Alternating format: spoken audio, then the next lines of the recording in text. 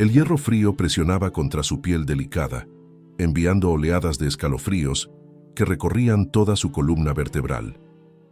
El olor metálico del instrumento se mezclaba con el aroma acre del sudor del miedo que empezaba a brotar en su frente pálida. Sus manos pequeñas temblaban incontrolablemente, no por el frío de la madrugada romana que se colaba entre las húmedas piedras de la prisión, sino por la proximidad de aquello que representaba el fin de todo lo que había conocido. El sonido del metal afilándose resonaba en las paredes de piedra como un canto fúnebre, cada raspado una nota discordante que aceleraba el ritmo de su joven corazón. Sus ojos, antaño brillantes como estrellas matinales, ahora reflejaban solo la tenue luz de las antorchas que danzaban en las paredes, creando sombras grotescas que parecían burlarse de su condición. El vestido blanco, símbolo de su pureza y consagración, estaba ahora manchado por la humedad del calabozo y por las lágrimas que había derramado en silencio durante las largas vigilias. Pero ¿cómo había llegado una muchacha de apenas 13 años, hija de una de las familias patricias más respetadas de Roma, a enfrentar tan terrible prueba? ¿Cómo aquella delicada flor que brotó en los perfumados jardines de una villa aristocrática se encontraba ahora en las oscuras profundidades de una prisión imperial, aguardando un destino que helaba la sangre en las venas? Para comprender la magnitud de esta tragedia, es necesario retroceder a los primeros rayos de sol que iluminaron la vida de Inés, nacida en el año 291 después de Cristo, cuando el Imperio Romano vivía sus últimos suspiros de gloria aparente, aunque ya llevaba en sus entrañas las semillas de la decadencia que pronto florecerían. Roma era entonces una metrópoli de contrastes violentos, donde el mármol blanco de los templos paganos reflejaba la luz dorada del Mediterráneo, mientras en las catacumbas oscuras los cristianos susurraban oraciones en latín arcaico, sus voces resonando como lamentos ancestrales por los pasillos subterráneos, excavados en roca volcánica. La casa de los padres de Inés se alzaba majestuosa sobre una de las 7 colinas de Roma, sus columnas corintias sosteniendo un techo decorado con frescos que representaban escenas bucólicas de dioses y ninfas.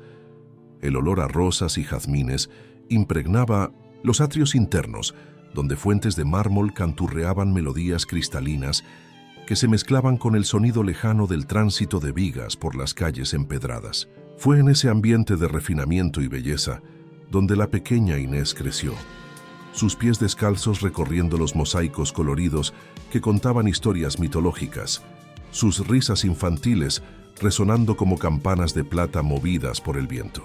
Pero desde sus primeros años, algo diferenciaba a Inés de las otras niñas de su clase social.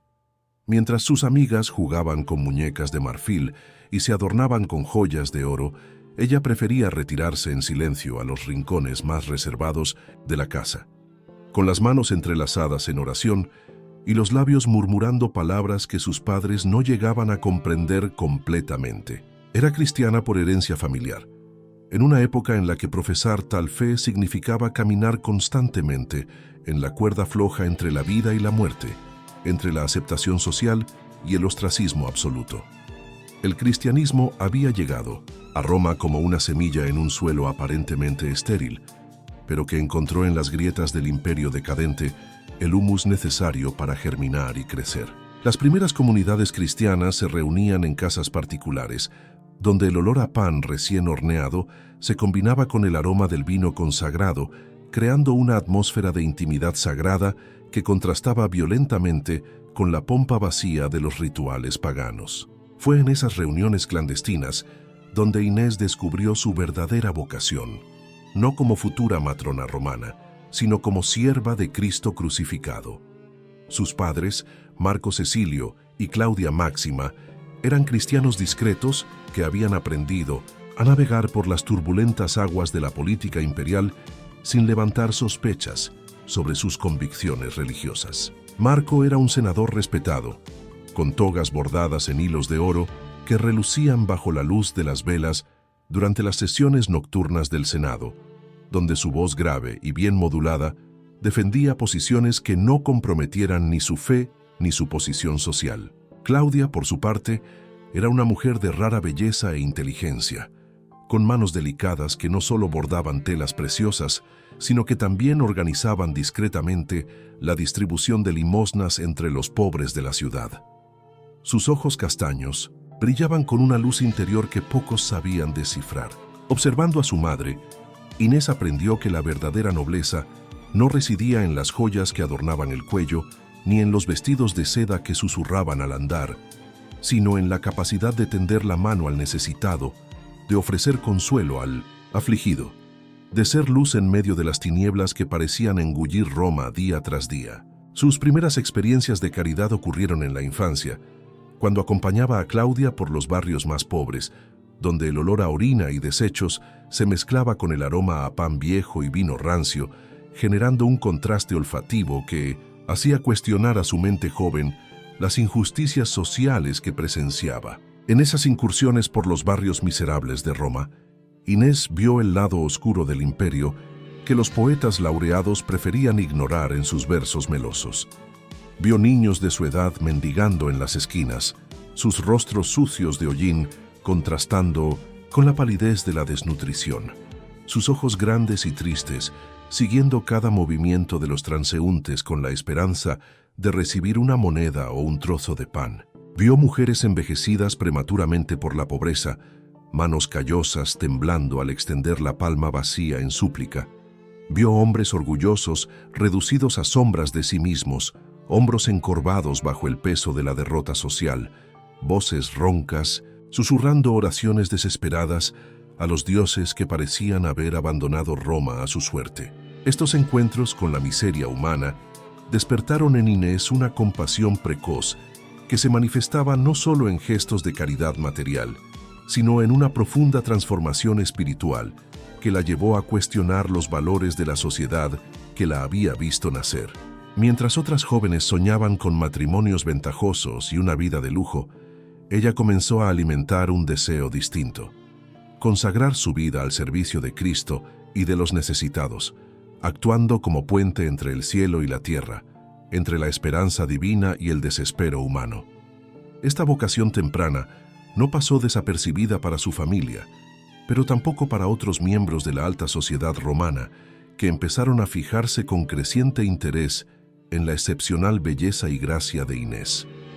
A los 12 años, su hermosura detenía a los transeúntes en las calles de Roma. Su cabello rubio ondeaba al viento como hebras de oro líquido. Sus ojos azules traslucían una pureza casi sobrenatural. Su piel clara resaltaba entre la morena mayoría mediterránea. Sin embargo, era esa misma belleza la que empezó a atraer atenciones indeseadas, convirtiendo lo que podría haber sido una bendición en una fuente de peligros y preocupaciones.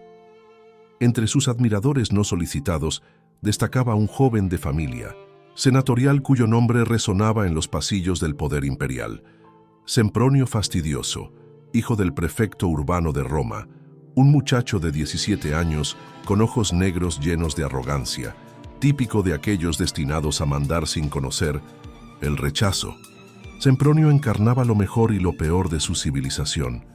Inteligente y erudito, hablaba griego con fluidez y recitaba de memoria versos de Homero y Virgilio, pero al mismo tiempo era cruel y posesivo, acostumbrado a saciar sus deseos con la fuerza o la intimidación.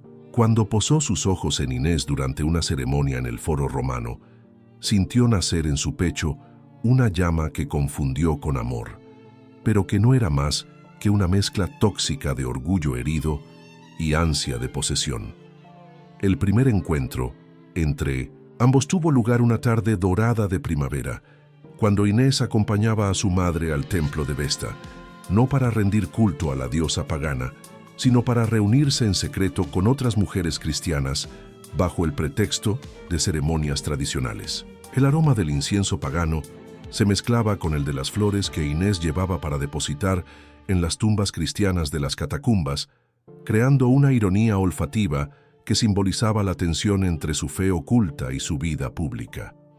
Fue en 1907, ese instante, cuando Sempronio la divisó, su figura delicada destacando entre el resto como una rosa blanca en un campo de amapolas rojas. Se acercó con la seguridad de quien nunca ha conocido el rechazo.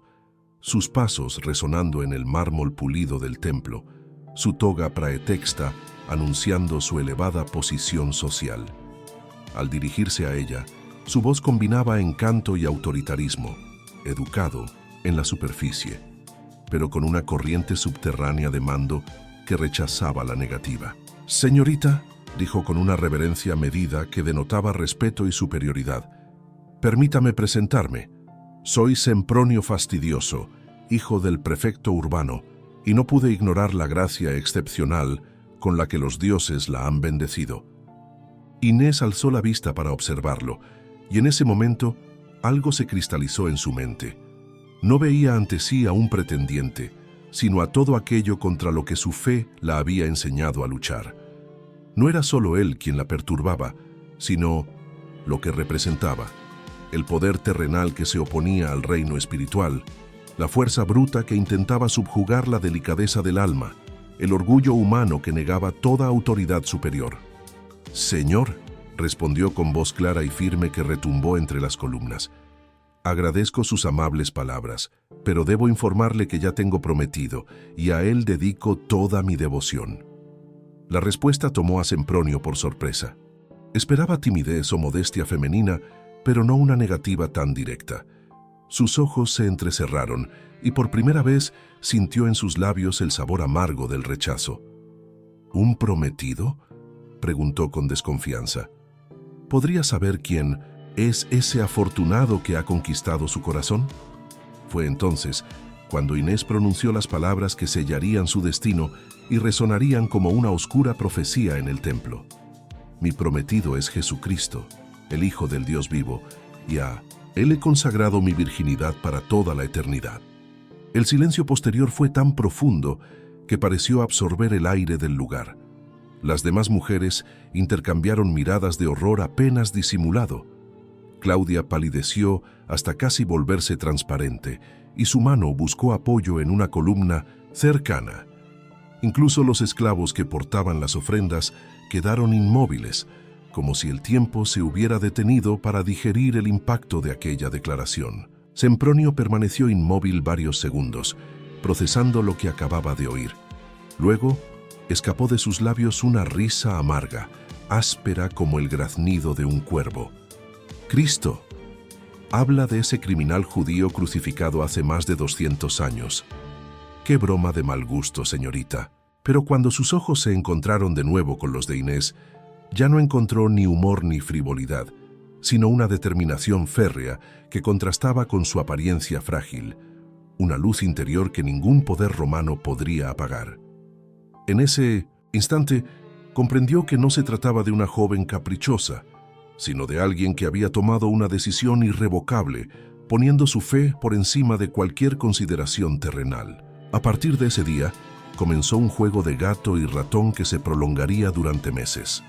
Sempronio empleó todos los recursos de su posición e influencia para doblegar la voluntad de Inés, mientras ella resistía con una fortaleza espiritual que crecía proporcionalmente a la presión que recibía. Envió regalos fastuosos, joyas de oro y perlas de Oriente, sedas de China, perfumes de Arabia, todo lo que haría latir de alegría el corazón de cualquier joven romana. Pero Inés repartía cada presente entre los pobres, convirtiendo cada ofrenda en una obra de caridad que intensificaba la ira de su pretendiente. También llevó músicos para cantar bajo su ventana, pero ella respondía con cánticos en latín cristiano, mezclando lo sagrado con lo profano en una sinfonía discordante que simbolizaba el choque de dos mundos inconciliables. Incluso contrató poetas para componer versos en su honor, y ella replicaba citando los salmos, transformando cada gesto mundano en oportunidad para dar testimonio de su fe. Con el paso de los meses y ante la inquebrantable resistencia de Inés, Sempronio empezó a perder la paciencia y la razón. Lo que había comenzado como un simple capricho adolescente se convirtió en una obsesión consumidora que afectó todos los aspectos de su vida. Ya no podía concentrarse en sus estudios de retórica. Sus noches se llenaban de sueños turbulentos, donde Inés aparecía, a veces como ángel, a veces como demonio, siempre fuera de su alcance. Su apetito desapareció. y las ojeras bajo sus ojos delataban noches en vela, planeando nuevas estrategias para conquistar a la joven que se le había dado por imposible. Llegó a recurrir a su padre, Sempronio Fastidioso Mayor, prefecto urbano de Roma, un hombre cuya palabra era casi un decreto imperial. En una noche invernal, padre e hijo conversaron en el despacho privado del prefecto, rodeados por máscaras mortuorias de sus antepasados. El aroma del pergamino antiguo se mezclaba con el vino tinto que el prefecto bebía, mientras escuchaba el relato de su hijo. «Padre», dijo Sempronio Jr. frustrado, «he probado todo, regalos, música, poesía, promesas de riqueza y rango, y ella sigue firme en su locura religiosa. Afirma estar casada con ese tal Cristo y no quiere un mortal». El prefecto guardó silencio un momento. Luego habló con voz grave y autoritaria. «Hijo, no comprendes la seriedad del asunto. Inés no es una joven caprichosa. Es un símbolo de la rebeldía cristiana que corroe las bases de nuestro imperio». Se acercó a una ventana y miró el foro iluminado por antorchas nocturnas. «Los cristianos son como plaga silenciosa. Convierten ciudadanos, minan la autoridad. Predican obediencia a un rey invisible en lugar de al emperador visible. Si una joven patricia declara públicamente su preferencia por ese Cristo muerto, enviará un mensaje peligroso a todo el imperio». Así decidió usar su poder para forzar a Inés a renunciar a su fe y aceptar el matrimonio con su hijo. Aquella noche fría de invierno fue el inicio de eventos que desembocarían en la tragedia que corría por el viento helado de Roma. La primera medida fue citar oficialmente a los padres de Inés a una audiencia en el Palacio del Prefecto, un edificio imponente con columnas de mármol rosa, alzándose contra el cielo gris. Marco Cecilio y Claudia Máxima recibieron la convocatoria en una mañana de marzo, cuando los primeros brotes de primavera comenzaban a asomar en los jardines de su villa, en irónica contraposición con la oscuridad que se cernía sobre sus vidas. La noche anterior a la audiencia la pasaron en oración, arrodillados en el pequeño oratorio secreto de su casa, donde una cruz de madera contrastaba con los lujosos mosaicos. Velas titilaban creando sombras danzantes en las paredes, mientras sus voces intercambiaban súplicas por protección divina ante la tormenta que se avecinaba. Marco sabía que su posición en el Senado estaba en peligro desde que circularon rumores sobre su fe cristiana. Claudia, más temerosa por el destino de Inés que por la suya propia, comprendía que su hija era el centro de una disputa que trascendía lo romántico para convertirse en batalla entre dos visiones irreconciliables. A la mañana siguiente, Inés insistió en acompañar a sus padres pese a sus ruegos de quedarse. Se puso su mejor túnica de lino blanco bordada en hilos de plata, pero en sus ojos había la certeza de que aquel podría ser el último día de su vida normal. Lidia, la esclava cristiana que la atendía desde niña, le trenzó el cabello con delicadas cintas de seda, manos temblorosas ante la magnitud de lo que estaba por suceder. El palacio del prefecto era un monumento a la grandeza romana y a su decadencia moral.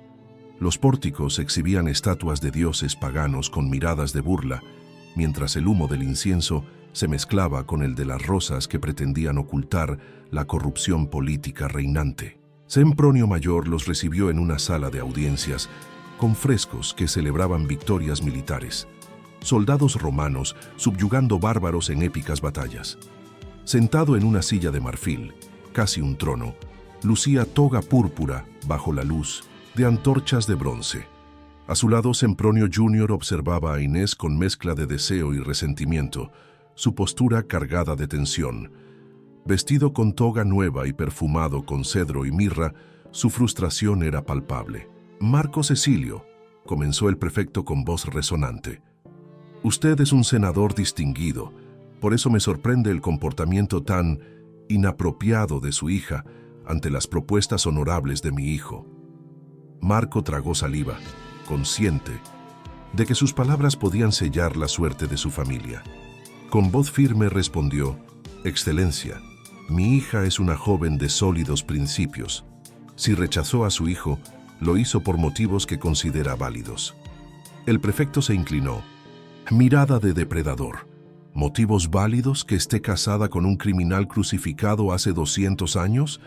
Eso no son motivos válidos, Marco. Eso es locura o, peor aún, traición al imperio. En ese instante, Inés dio un paso adelante, su figura delicada destacando entre la pompa masculina. Con voz serena, dijo: «Excelencia, no estoy loca, ni traicionando. Soy cristiana y he consagrado mi vida al servicio de Jesucristo. No puedo casarme con su hijo porque ya pertenezco completamente a mi Señor y Salvador». El silencio que siguió fue absoluto. Sempronio Mayor se levantó lentamente, el rostro una máscara de furia contenida. «¿Es cierto entonces? ¿Eres cristiana? ¿Sabes lo que eso implica?». Inés mantuvo la mirada. «Implica que he elegido servir al Rey de Reyes en lugar de a los emperadores terrenales, sombras pasajeras en la historia». Las palabras fueron un bofetón para el prefecto, quien vio en ellas no solo el fracaso de sus planes, sino un desafío directo al poder imperial. Sin mediar más palabra, alzó la mano y dio la orden: «Detenedla. Por confesión propia es enemiga del Estado. Será juzgada por lesa majestad». Los guardias de rostros duros la tomaron de los brazos.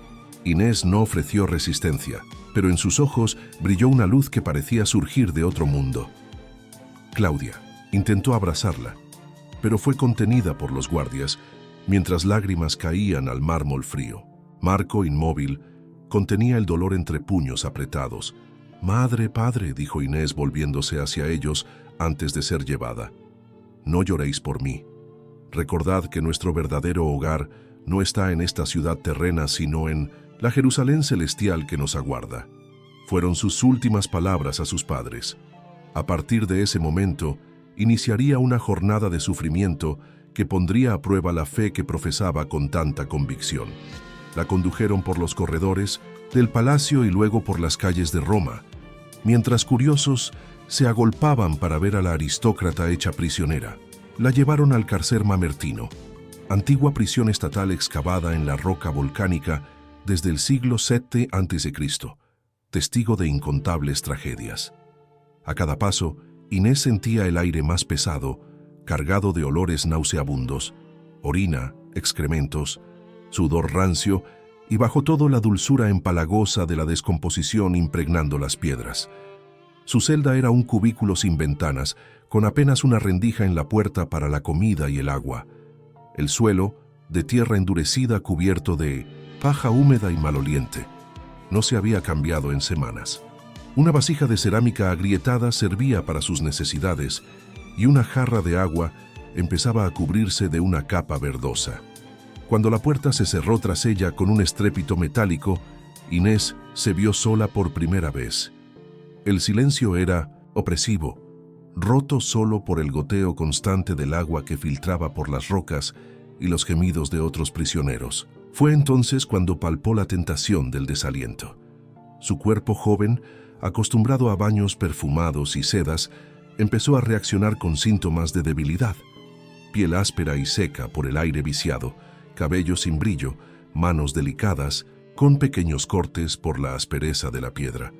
Pero fue en esos momentos de mayor fragilidad cuando su fortaleza espiritual se hizo más patente. Durante las interminables vigilias, incapaz de dormir debido al miedo y al dolor, transformaba cada sufrimiento en oración, cada punzada física en ofrenda a Cristo. Sus susurros rezando resonaban en la roca como incienso espiritual, creando una santidad que contrastaba con la sordidez del lugar. Los días transcurrían con cruel lentitud, marcados solo por la escasa luz que entraba por la rendija, estableciendo un ciclo de claridad y oscuridad que alteraba su percepción del tiempo. La comida consistía en pedazos de pan duros y agua con sabor a óxido, pero ella los aceptaba con gratitud, recordando las bienaventuranzas de Cristo sobre los que tienen hambre y sed de justicia.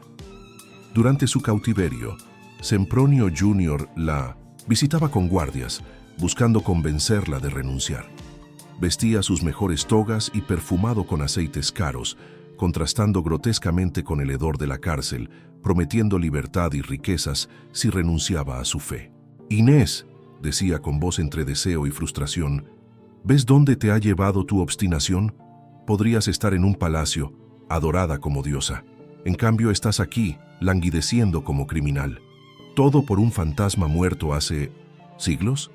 Pero cada visita reforzaba la determinación de Inés, que veía en las súplicas de Sempronio no un gesto de amor, sino el orgullo herido de quien no acepta que algo pueda estar por encima de los placeres terrenales. Su respuesta, siempre con serenidad: mi corazón ya está dado y ningún poder terrenal podrá hacerlo retroceder. Al ver que nada cambiaba, Sempronio Mayor decidió intensificar las medidas. Convocó a los mejores jurisconsultos para preparar un juicio ejemplar que serviría de precedente contra los cristianos, convirtiendo un asunto personal en política imperial. El juicio se programó en el Foro Romano como demostración pública del poder sobre los que desafiaban la autoridad. La noticia se difundió, mezclando curiosidad morbosa y tensión política. Para muchos romanos sería el primer encuentro directo con el cristianismo, una religión de la que oían rumores contradictorios y misteriosos. La mañana del juicio, Inés fue sacada de su celda en un cortejo fúnebre. Había adelgazado notablemente, pero su porte era el de una reina. Caminó por las calles con dignidad, no como criminal, ante miles de ciudadanos apiñados entre las columnas de mármol. El olor de cuerpos sudorosos se mezclaba con perfumes caros y el incienso de los altares paganos, creando una atmósfera cargada de la tensión de una civilización en crisis. El tribunal, en una plataforma elevada, lucía águilas de bronce, dorado y estandartes púrpura, ondeando al viento primaveral. Sempronio Mayor ocupó la silla central con semblante grave. Cuando Inés fue presentada, un murmullo recorrió la multitud. Muchos la veían por primera vez, impresionados por la serenidad con que afrontaba su destino. Inés, hija de Marco Cecilio, comenzó el prefecto. Eres acusada de lesa, majestad, por adherirte a una religión prohibida e incitar a la sedición contra el imperio. ¿Cómo respondes? Inés levantó la cabeza y con voz clara respondió: soy cristiana y reconozco solo la autoridad de Jesucristo, Rey de reyes y Señor de señores. No he traicionado a Roma, solo amo a Dios sobre todas las cosas. La multitud reaccionó. Algunos aplaudieron su coraje, otros la abuchearon. Sempronio Mayor alzó la mano para restaurar el orden, visiblemente sorprendido ante la inquebrantable convicción de la joven. ¿Comprendes?, continuó, que tu negativa a obedecer las leyes y honrar a los dioses ancestrales es traición, castigada con la muerte? Lo comprendo, contestó ella, y acepto cualquier consecuencia que surja de mi fidelidad al verdadero Dios. Sempronio Jr., incapaz de contener su frustración, se levantó y exclamó: es una bruja que usa artes demoníacas para engañar al pueblo. Sus palabras rompieron momentáneamente el silencio sagrado. El prefecto, recobrando la compostura, dictó sentencia: que sea ejecutada de inmediato. Por confesión propia, es culpable de lesa majestad. Que su cabeza se separe del cuerpo como ejemplo a todos los que desafíen a Roma. La multitud reaccionó con aplausos y murmullos de oraciones paganas. Inés recibió la sentencia con una paz que conmovió hasta a sus verdugos. Al preguntarle su último deseo, solicitó unos minutos para orar, concedidos más por miedo a la ira divina que por piedad. Arrodillada en el centro del foro, elevó sus manos y rezó: Señor Jesucristo, si es tu voluntad que sufra esta prueba, dame fuerzas para soportarla. Pero si en tu misericordia quieres librarme de esta humillación, muestra tu poder para que todos vean que eres el Señor del cielo y la tierra. Apenas concluyó la plegaria, el cielo, antes despejado, se cubrió de nubes oscuras. El viento se alzó y un trueno resonó como la voz de un dios iracundo. Lo más asombroso fue el cambio en Inés. Su cabello recuperó su brillo dorado y una luz extraña pareció emanar de su figura, como si estuviera iluminada desde dentro. Los guardias vacilaron atónitos. Algunos entre la multitud se arrodillaron, convencidos de contemplar un milagro. Sempronio Mayor, por un instante, quedó sobrecogido, sus ojos fijos en la figura luminosa de Inés. Sempronio Jr. rompió el hechizo. Trucos de bruja, magia negra. La acusación disipó la atmósfera mística, revelando el miedo de quien enfrenta fuerzas incontrolables. El prefecto, recuperado, apremió al verdugo. «Ejecutadla ahora». El verdugo, veterano endurecido, levantó la espada sobre Inés. Ella alzó los ojos al cielo y pronunció sus últimas palabras. «En tus manos, Señor, entrego mi espíritu». El silencio se apoderó del foro. Luego, el sonido metálico de la espada, cortando el aire, y un suspiro colectivo recorrió la multitud. Aún tras la ejecución, su rostro mantuvo una expresión de paz imposible de describir. Muchos presentes juraron haber visto una luz dorada rodeando su cuerpo en el momento en que su alma se elevó. Sempronio Jr., en lugar de satisfacción, sintió un vacío terrible. El entierro de Inés fue acompañado por cientos de cristianos que emergieron de la clandestinidad para rendirle homenaje. Su cuerpo fue llevado a las catacumbas de Santa Priscila, donde fue sepultada entre los mártires que la precedieron.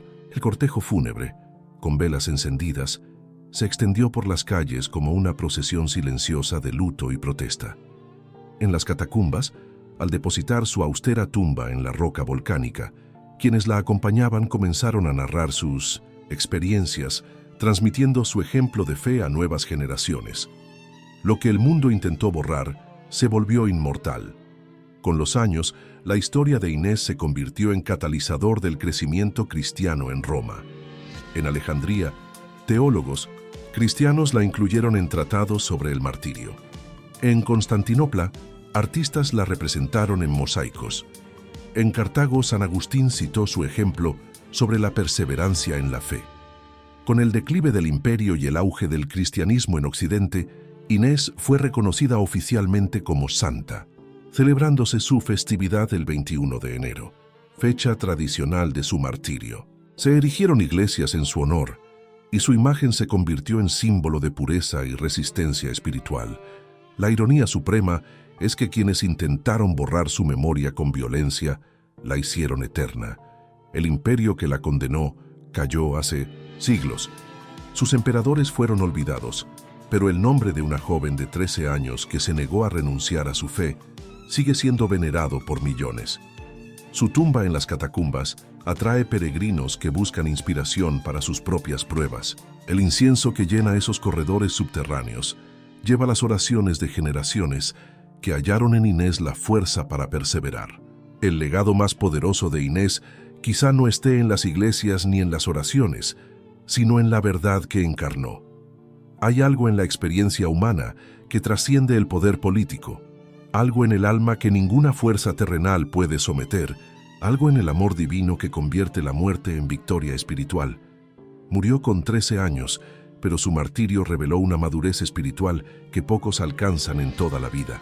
Su cuerpo fue vencido por la violencia humana, pero su espíritu siguió intacto, brillando a través de los siglos como estrella eterna.